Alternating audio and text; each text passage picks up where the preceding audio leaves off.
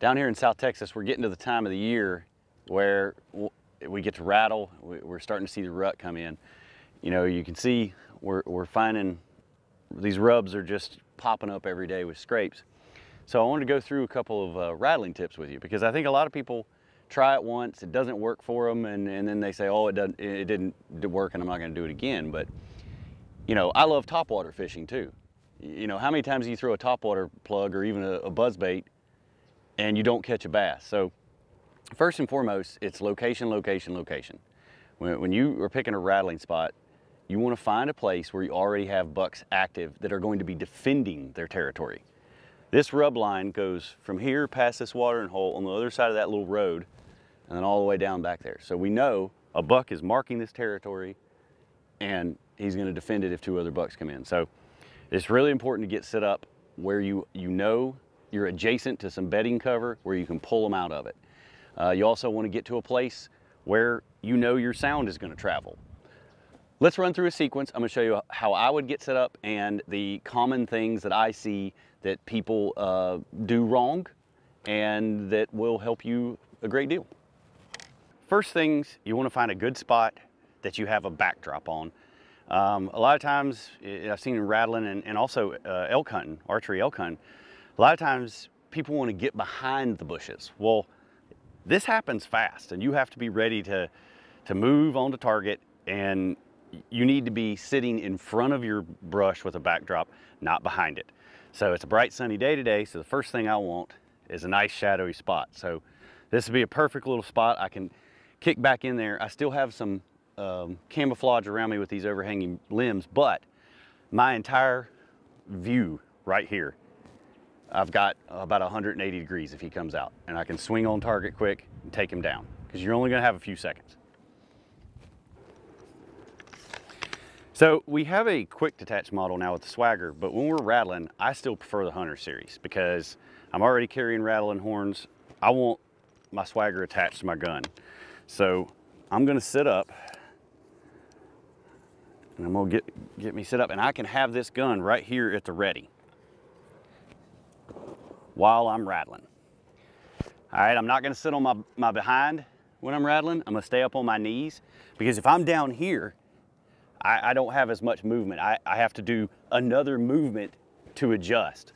So I'm gonna stay on my knees ready. With Swagger, I can put the gun in my lap and I can rattle.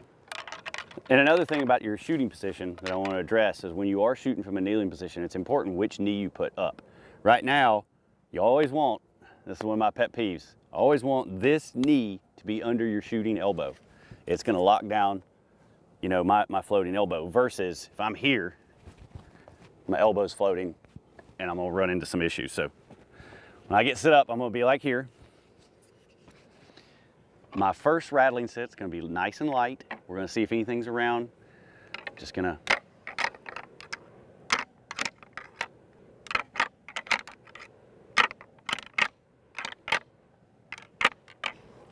so after I do about a minute of a light rattle, I just sit. I don't move, I don't do anything, I just sit and watch. You know, if it's real hot and heavy, you may be able to call them. But I tell you, I usually wait about 3-4 minutes, and there's been several times where as soon as on my second series I hit, that's when the buck comes running out. They're just sitting in the brush trying to figure out exactly where that sound comes from. But you'd be amazed. I mean, I can rattle, and 6-7 minutes later, you'll have a buck appear right at the exact spot where the noise was coming from. So they're very astute when they hear that noise, and they'll pinpoint you. So with rattling too, I see a lot of times people get in here, my daughters are the worst at it, and they just sort of, you know, go a little bit crazy. What I like to do is I like to keep my hands like this, and it's more of a rotating movement. So I'm just going back and forth with my wrists. Generally, when I've got a spot that I know is a good spot, I may sit for 20 minutes and rattle, you know, 4 to 5 times in before I pick up and leave. Especially when you've got the rut coming, because, you know, you've got deer moving nonstop. So what if at the beginning of my sit, you know, that deer was 5 miles away and didn't hear me? And then he came in walking up the draw and was a little bit closer by the end of the 20 minutes. So I just like to sit still, watch, and have a couple of sequences of rattling. One tip you always want to do, we've been sitting here a long time after you get done rattling, is you have to wait. You gotta just sit here, sit up against a tree and be quiet. I usually do it until my foot falls asleep. When my foot falls asleep, then I know I'm good to go. Another thing I like to add in is if it's a nice calm day, I like to make the fight 3D, right? So we've got this, I will at times bring a string with me and tie it to my boot, and I don't have a bush around me, but I can pull that bush back and forth.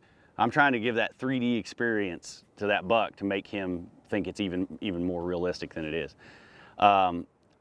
Adding a grunt call to your rattling sequences in the middle of it it's just another addition to add to that. Out here, we don't really have a canopy, so our scent's going to be going.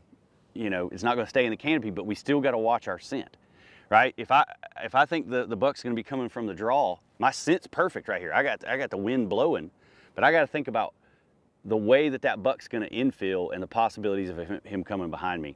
That's a good time to use a young buck urine, some kind of cover scent on the back side of you to protect your six.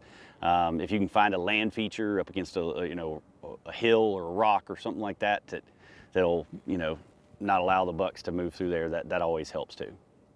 Number one rule of picking out your rattling antlers is cut off that brow tine. And anybody who hasn't done that and busted their knuckle, it's probably one of the most painful things there is.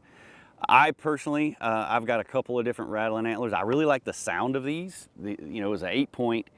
I think it's got a good, nice sound, and it's easy.